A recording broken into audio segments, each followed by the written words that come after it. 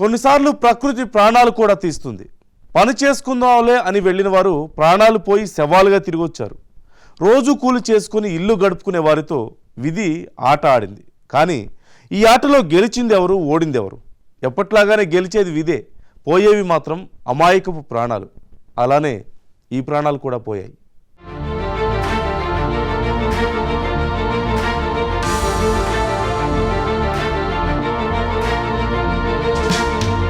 తేనెటీగల దాడిలో ఒకరు మృతి చెందగా ఇద్దరు గాయపడ్డారు. కొమరం భీం ఆసిఫాబాద్ జిల్లా బెల్లంపల్లి ఏరియా గోలేటి 1 ఇంకెయిన్ ప్రహరీ మరమ్మత్తు పనులను కాంట్రాక్టర్ పైడిధర్కు అప్పగించారు. మాచారానికి చెందిన తాపి మేస్త్రి నర్సయ్య, మైలారపు శ్రీనివాస్, హిమండి దుర్గారావు ఈ పనులకు వెళ్లారు.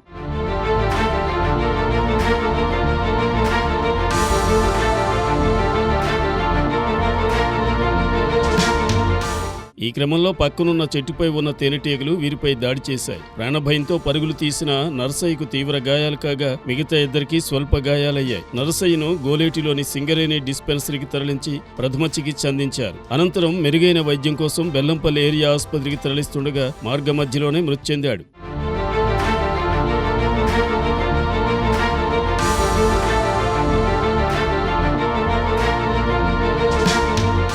మృతుడికి భార్య లక్ష్మి, ముగ్గురు కుమార్తెలున్నారు. విషయం తెలుసుకున్న రెబ్బన ఎస్ఐ చంద్రశేఖర్ ఘటనా స్థలాన్ని పరిశీలించి వివరాలు సేకరించారు. మృతుడి భార్య ఫిర్యాదు మేరకు కేసు నమోదు చేసినట్లు ఎస్ఐ తెలిపారు. కాగా నర్సయ్యకు ముగ్గురు కూతుళ్లుండగా అందరికీ వివాహాలయ్యాయి.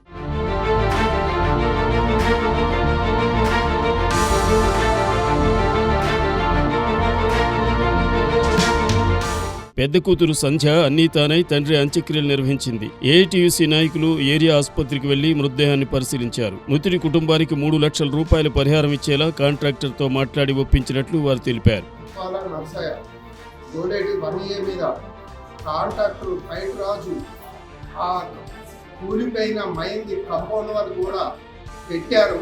ఈరోజు ప్లాస్టింగ్ చేయడానికి ఉసుక జల్లెడ పట్టుకున్నాక తేనెటీగలు పుట్టినాయని మాకు చెప్పిండు.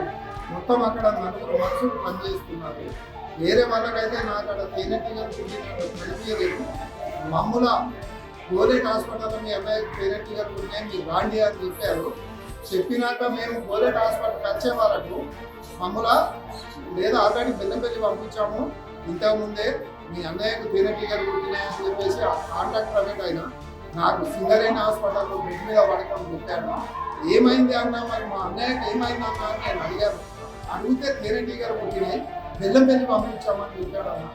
వీడికి వచ్చేసరికి మావాడు